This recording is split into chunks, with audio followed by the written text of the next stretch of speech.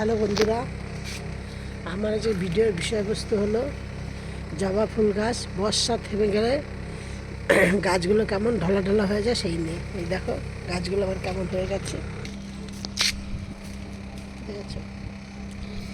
এই জন্য গাছে কি দেবে এই নিয়ে, পাতা হলুদ হয়ে যাওয়া, কুড়ি ছোট ছোট হওয়া, ফুলের আকার ছোট হওয়া, এইসব নিয়ে আমি তোমাদের সাথে আজ ভিডিওটি করছি, শেয়ার করছি।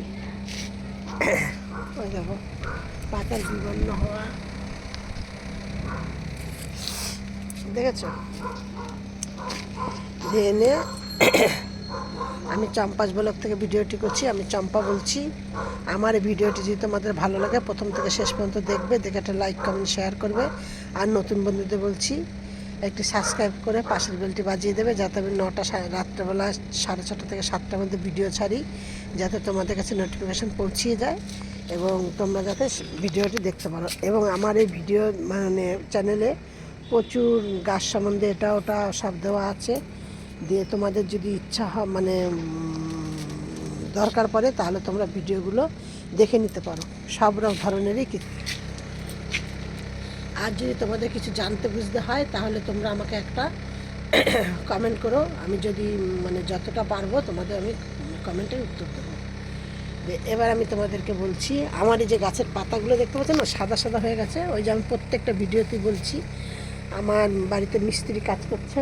এবার মিস্ত্রি কাজ করছে বলে আমি কি করছি, মানে আমার গাছগুলো সরানোর কোথাও জায়গায় নেই, এমনি আমি গাছগুলোকে সব আমি এক জায়গায় গ্যাদারিং করে রেখে দিয়েছি। এই দেখো, দেখেছো?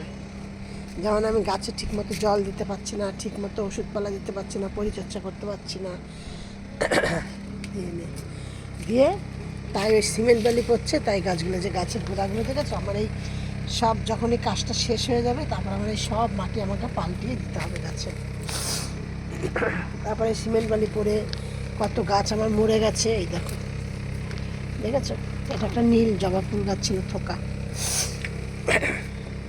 এবার বলছি নাম্বার 1, তোমাদের এই বর্ষার সময় তোমাদের মানে গাছকে খেয়াল রাখতে হবে গাছের গোড়ায় জল বসছে কিনা।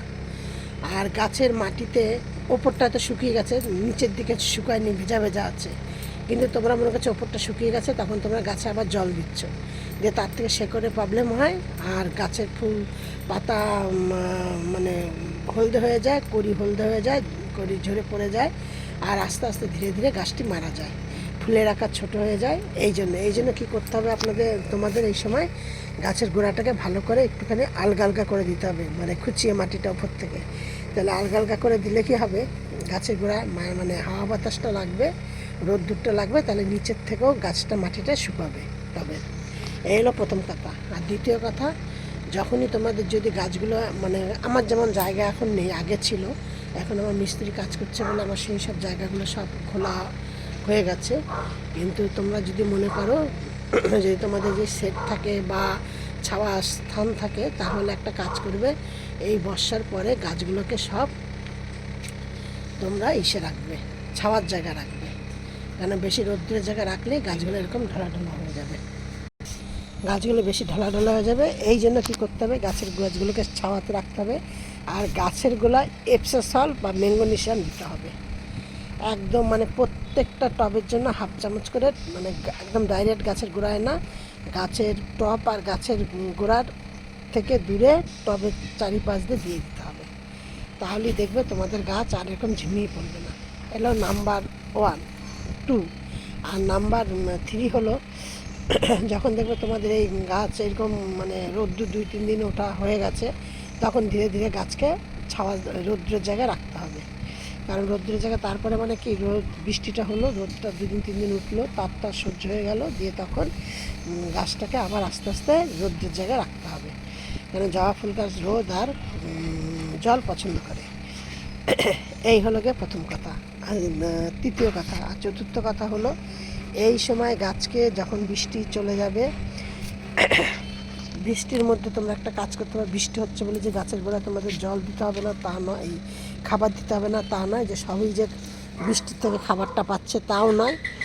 দিয়ে কী করতে হবে, তোমাদেরকে 1 মুঠো কলার খোসা ডাস্ট করা, আর 1 মুঠো নেবে পেঁয়াজের খোসা ডাস্ট করা, 1 মুঠো রসুন খোসা ডাস্ট করা, আর 50 গ্রাম 100 গ্রাম মতো আদা ডাস্ট করা। এইটা ডাস্ট করে নিয়ে নিয়ে তোমরা গাছের গোড়ায় মানে যে খুঁচিয়ে দিলে দিয়ে তোমরা 1 মুঠো করে করে সব গাছের গোড়ায় দিয়ে দিলা। 1 মুঠো হোক বা একটু কম হোক দিয়ে দিলা, দিয়ে গেল। তারপরে দিন 15 বাদে কী করবা, চা, কলার খোসা, সর্ষের খোল, বাদাম খোল একসাথে মিশিয়ে ভিজিয়ে দিলে, ভিজিয়ে দিয়ে নিয়ে ছেঁকে দিলে, অথবা লেবুর খোসা আর চা পাতা আর হলো গিয়ে অ্যালোভেরা জেল, এই 3টে জিনিস ভালো করে জলে ফুটিয়ে নিলে, নিয়ে ঠান্ডা করে আরও জল দিলে তার মধ্যে দিয়ে গাছের গোড়ায় কিছুটা কিছুটা করে দিয়ে দিলে, দিয়ে এই হলো এইভাবে গাছকে খাবার দাও। তাহলে কিন্তু দেখবে গাছে তোমাদের প্রচুর পরিমাণে ফুল এবং গাছের যে পাতাগুলি অন্যরকম মানে বিভিন্ন কালার হয়ে যাচ্ছে, এইসব থেকে তোমরা মুক্তি পাবে, গাছ মুক্তি পাবে। দিয়ে এই হলো তারপরের টিপস কী হলো, তোমরা ওই ডাল ধোয়া জল আর চাল ধোয়া জল একসাথে নেবা, নিয়ে কিছুটা নিম পাতা সেদ্ধ করে নেবা, নিয়ে সেই জলটার মধ্যে কিছুটা কাকা স্প্রে দেওয়া, দিয়ে নিয়ে একদম পাতলা করে প্রত্যেকটা গাছে ভালো করে স্প্রে করে দেবা। এইটা যদি তোমরা স্প্রে করো তাহলে গাছে মিলিবাগ, আমি দেখাচ্ছি তোমাদের, মিলিবাগ আমার গাছে একটা দুটো হয়েছিল, আমি এই করাতে চলে গেছে, নেই আর, দেখেছো একদম পরিষ্কার। এই যে বুঝতে পারছো কিনা জানি না, যে একটু একটু সাদা সাদা আছে। মিলিবাগ, লেদা পোকা মানে যত ধরনের সমস্যা সব দূর হবে। এই ছিল আজকে আমার ভিডিওটি যদি তোমাদের ভালো লাগে একটু শেয়ার করো।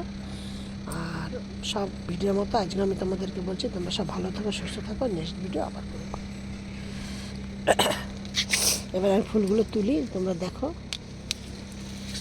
মানে গাছগুলোকে আমি একদম যত্ন করতে পারছি না বলে গাছগুলো তো আমার একদম ফুল ফুটছে না, কিন্তু গাছ ভর্তি কুড়ি রয়েছে, কুড়িগুলো সবই জল পাচ্ছে না ঠিকমতো। এই দেখো জলও দিতে পারছি না ঠিকমতো, কিছু না, কোনো খাদ্য, যে 2 মাস ধরে কোনো খাদ্য খাবারই দিতে পারছি না।